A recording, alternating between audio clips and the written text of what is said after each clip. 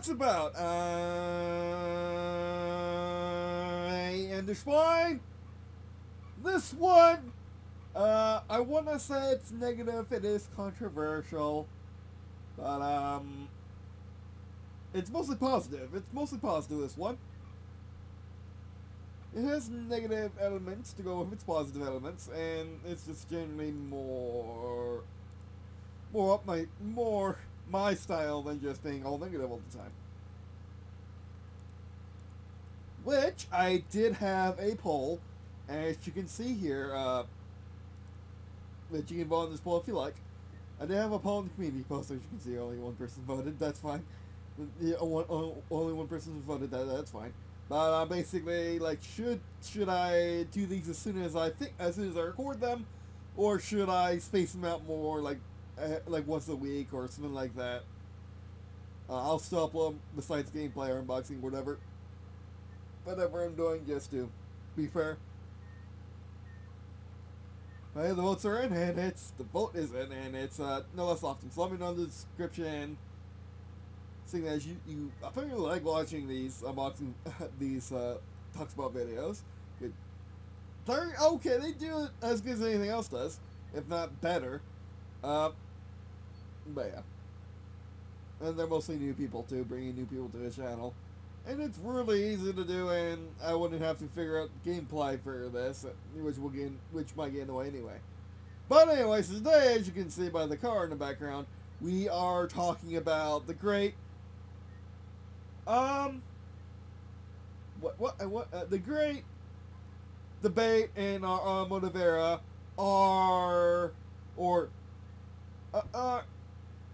the great, it is great, we know that, but the great transition, I should say, and whether or not it will happen.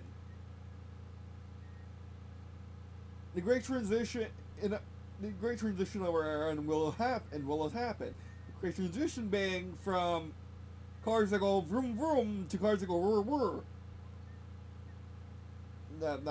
Not including hydrogen ice cars either, or any other types of ice cars you may think of. But yeah, so that's a thing, like olive oil ice cars or anything like that, alcohol ice cars, and stuff like that. But anyway, synth ice cars. But the death of dino juice ice cars, as people immediately call it nowadays. But of the death of ice cars and the rise of battery EVs, not hydrogen EVs, not hybrid EVs, battery EVs. And what I have to say to that, and what a few people have to say to that, judging by the comments on a recent Car Wizard video where he looks at a Mach-E and essentially says, "I'm glad EVs are taking over, and 1%, and one day there'll be 1% EVs on the road and everything." I really don't get why a man as smart as Car Wizard. I really actually let me show you that real quick. Not let me link that. I'll look in the description, but because it is an because the comments are interesting.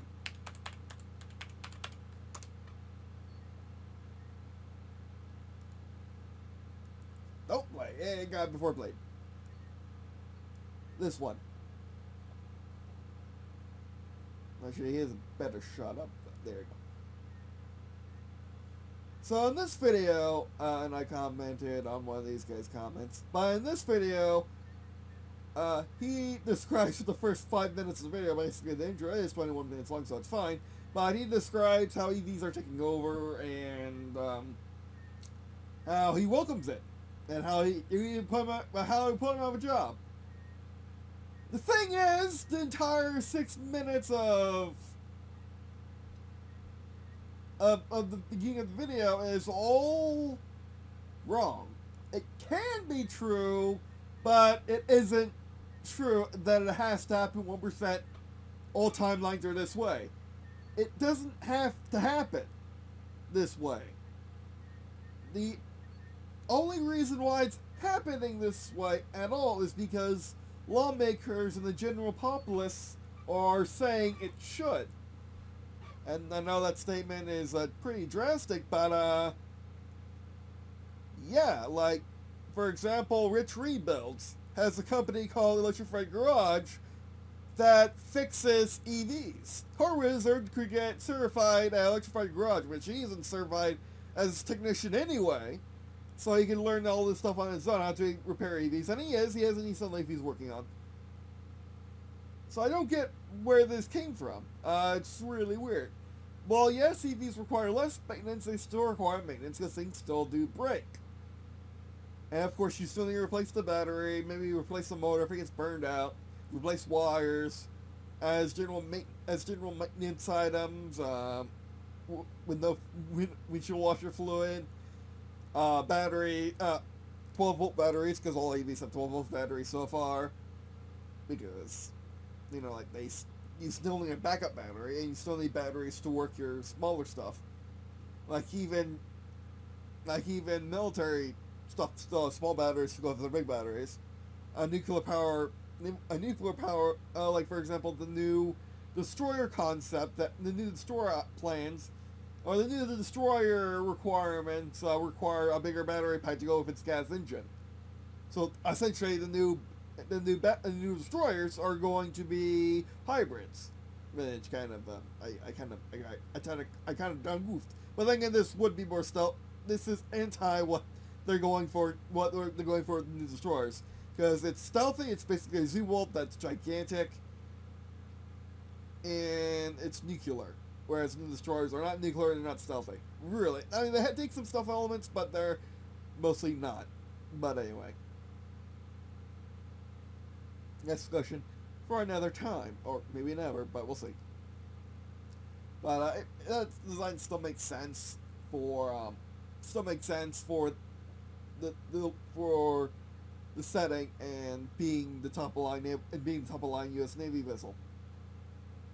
Some things I did get right, like some things I did get right, like this stuff up here, the sensors, but most of it.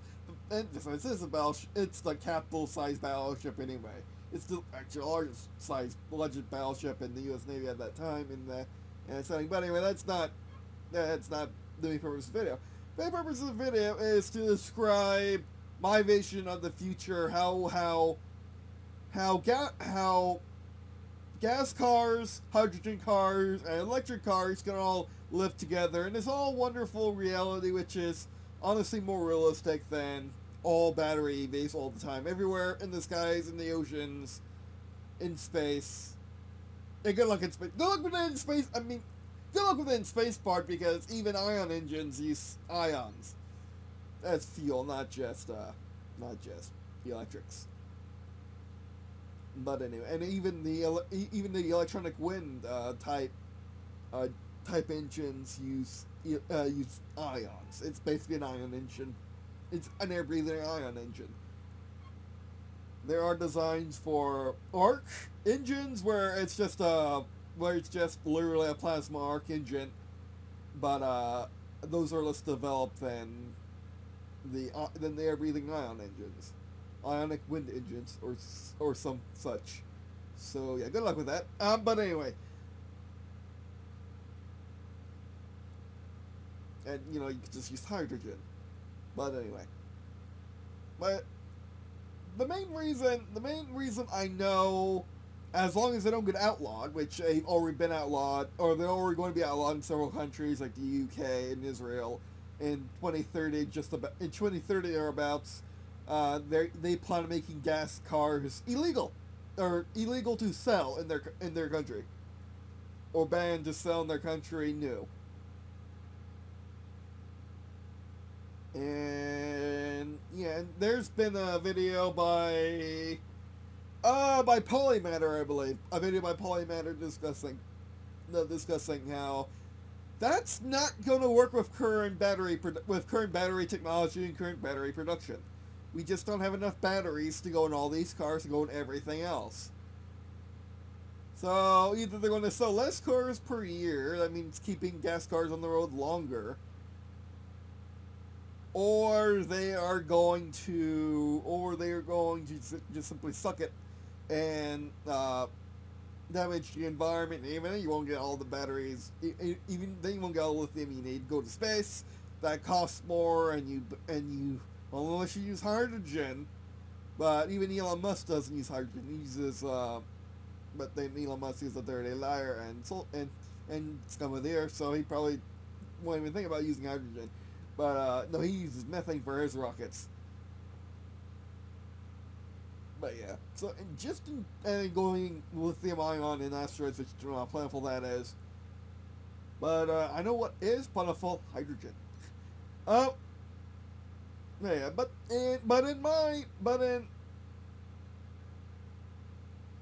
the future, I foresee happening the most realistic future where everyone wins. There is no compromise. Everyone flat out wins. Is gas cars become uncommon eventually? Well, let's say the year is 20. Let's say the year is the year 3000. We are in space. We have all the space things, but technology remains mostly the same for whatever reason. Maybe we hit peak technology. You can't develop more technology in this universe than what we have currently right now on Earth. We even have fusion. Let's say we even have fusion, so electricity is pennies on a dollar. Electricity is the same cost as water, if not cheaper. At least on Earth, anyway. And in this future, in the year 3000, I foresee gas cars being a novelty. Being no different than owning your horse today. Some people do use it for work, yes. Like why would you use a gas car? Why would you use a gas car because it would always be cheaper.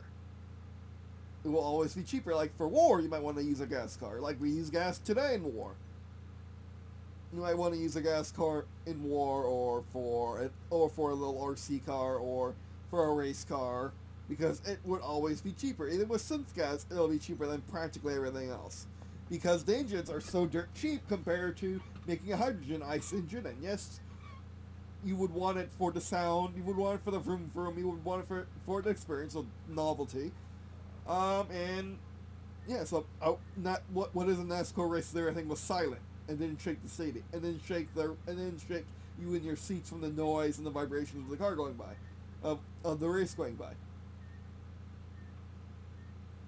And then for the race car driver, it's better to be, it's better to have a more analog experience than to have a more digital one. Well, it's Formula One, we don't care.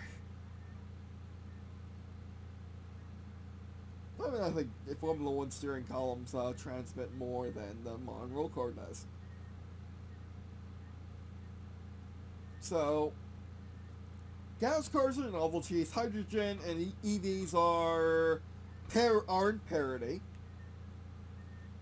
They are both used perfectly in parity. You use your EVs for in-town use. For city use, probably strictly city use, because they just work better that way. For going out one-off trips, coming back, charging, and what have you, in the city, and rural, and for cross-country traveling, or country traveling, let's say the European Union is a city-state by now, or maybe the world's city-state, it doesn't matter. It really doesn't matter, but, like, for example, the US still exists, so cross-traveling United States.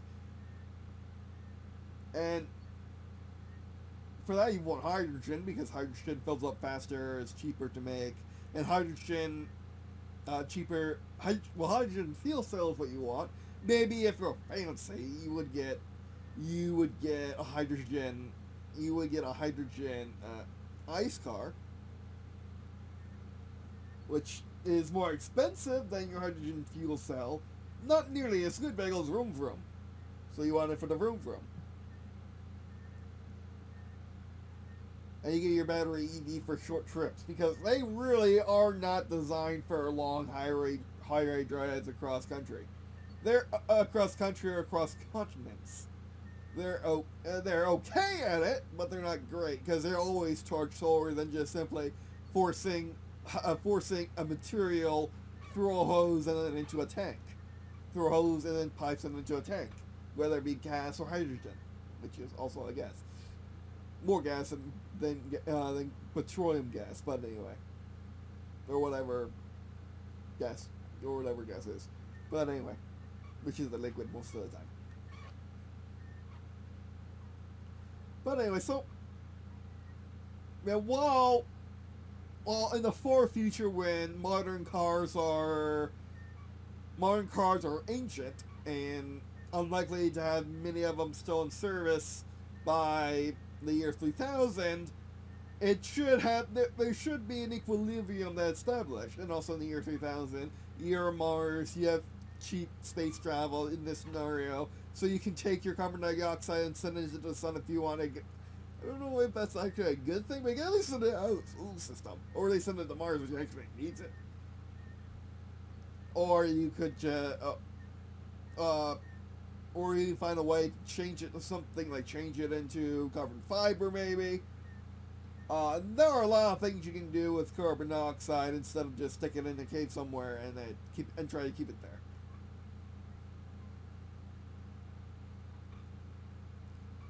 When you have cheap space travel and whatnot. Cheap space travel, cheap carbon dioxide, whatnot. I mean, cheap carbon fiber, whatnot. But yeah. However, I never really quite understood why people just don't. And then of course in that future, leading up to that future, like go through a time of events where gas cars are predominant for the vast majority of time for the next 100 years. I can foresee in this kind of scenario gas cars being common, being at least common, maybe not the majority, but they're common as they age, and most countries keep selling them because it's the best thing to do. Like for example, the vast majority of humans on Earth are dirt poor. The middle class is not the first world; it's actually the second world. That's middle class, and the rich people all live in the first world. And the vast majority of first world people are rich. Are in what we would consider the 1%, or even 10%. But anyway, that's good. That's a discussion for another time, if ever. But yeah. So gas cars are going to keep being a thing, and gasoline's just going to evolve into synth gas. Synth gas can be made from anything because it's an nebulous term. It's just another gasoline. It's non-dino juice gasoline. Countries in War II made it because they needed it because they didn't have actual gasoline they could use. And signs of actual gasoline you can use, and like right now, synth gas, even if it's expensive to our modern tastes, being like $10 a gallon, or even $30, as expensive as race gas is now, it still potentially could be a better option than electricity, than the price of a battery-powered car, or the price of a hydrogenized car, or you might not even have hydrogen where you are. So, I mean, you have hydrogen where you are. That's stupid. You have hydrogen as long as you're in this universe, you have hydrogen next to you, even in deep space. It's just a matter of reaching out and grabbing it and putting it into your gas tank, which is the hard part, I admit. But if you have natural programs and just incentives to push for a hydrogen future, like what happened in the Nerverse, that's what IHE is. It's an infinity hydrogen engine where it can bring hydrogen in from the air, convert it in, and it's a hydrogen fuel cell and hydrogen splitter. It can hydrogen splitter and combiner. I don't think it's actually realistic, but it's a thought experiment, kind of.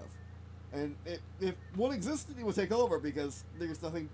It's a perpetual engine. You just have it for the most part. Now, nuclear fusion's better because it's not wouldn't be as heavy. I mean, it wouldn't be as fusion at a certain point would be better. Would be more compact and lighter for its size, for its power output. But yeah, that's the thing.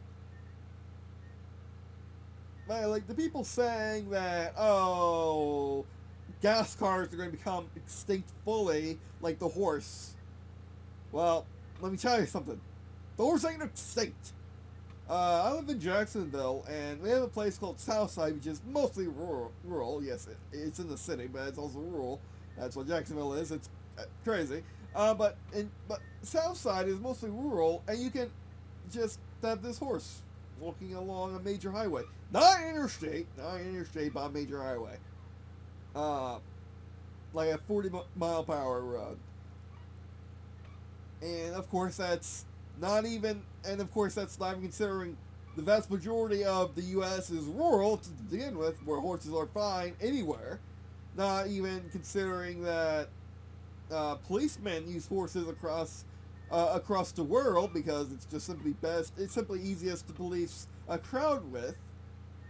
Better than a motorcycle, much better than the car, much better than those fancy, dancy twin wheel thing. What's it's called? I ruined my joke by forgetting the actual name of the thing. Hold on. Segways, like segways or scooters and whatnot. Horses are better because they're taller and they can walk in the crowd better. We're trained, of course. But, yeah. And then, of course, there are certain areas in the country that have services that still offer carriage services and stuff like that. And to be honest, the only reason horses were banned to begin with in most places is because they're messy. And if they're not trained to handle automobile traffic, it's not going to end well.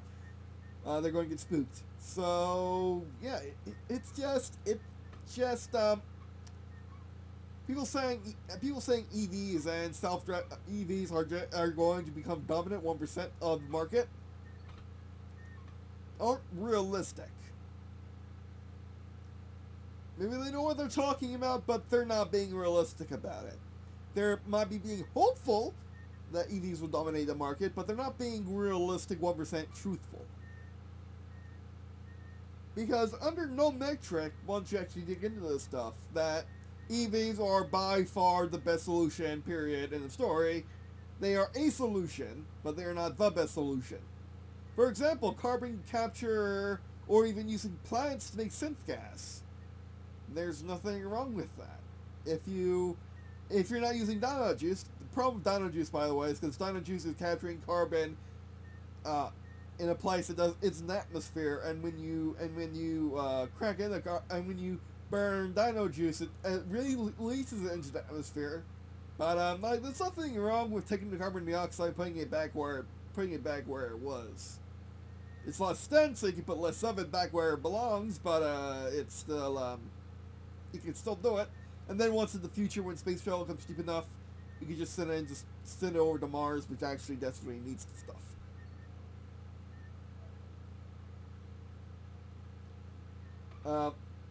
Of course, people are assuming, because what I've learned during the modern times is people are really bad at telling the future.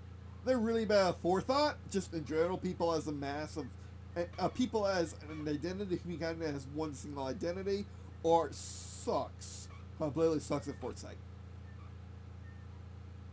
Because they're saying that new normal is the forever normal, when it's just new normal for now before things return to normal, just like the other times the death has happened in history.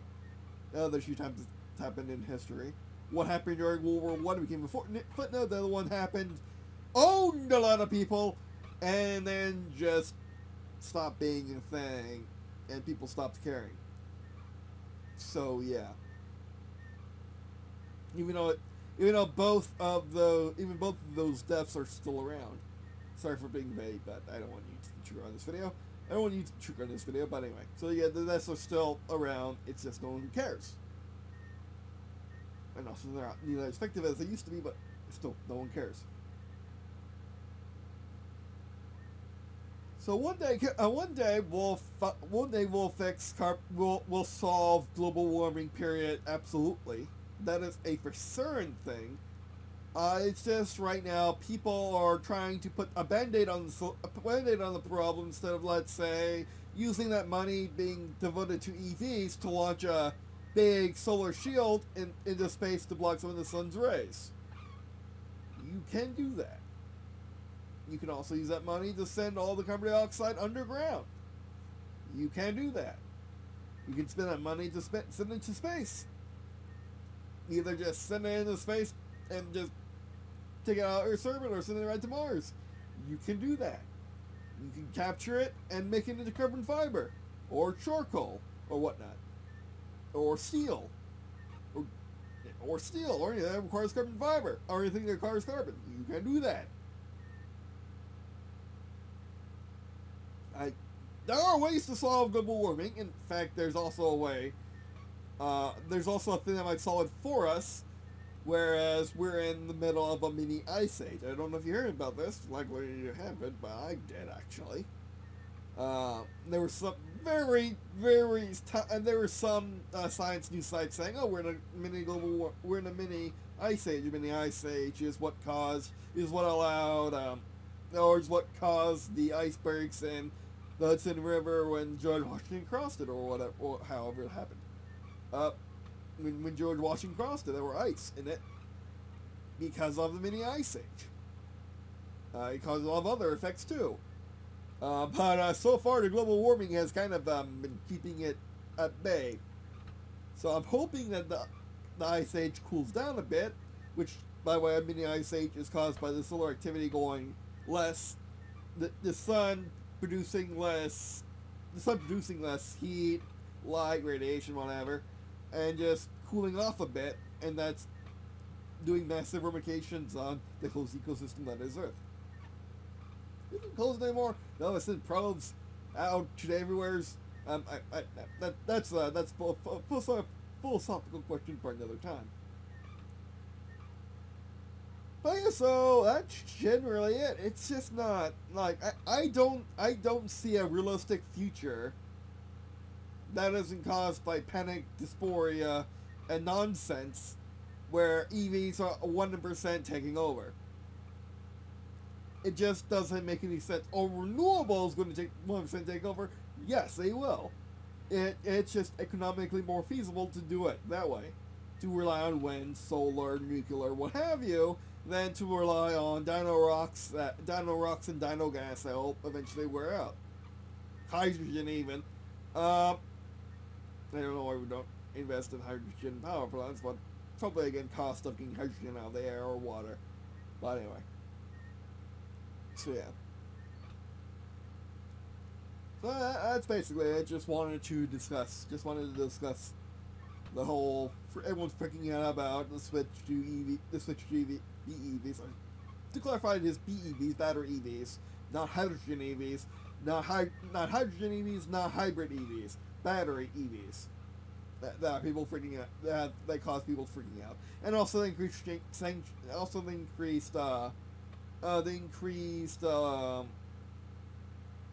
laws in Europe mostly, and even the United States. It's coming to us slowly about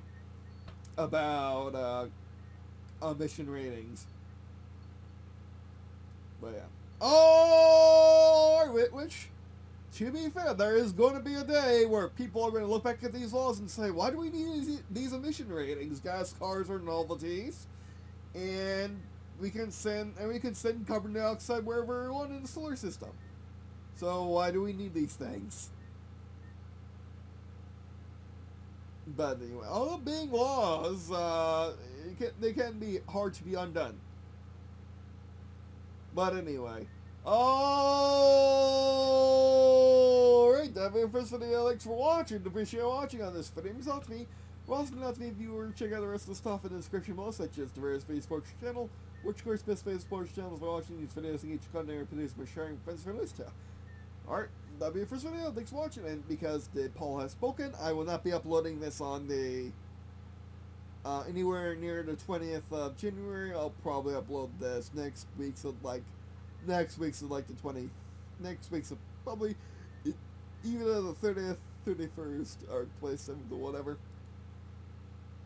of January, or a bit later. Alright, that's it for now. Thanks for watching, and I guess see you in a second.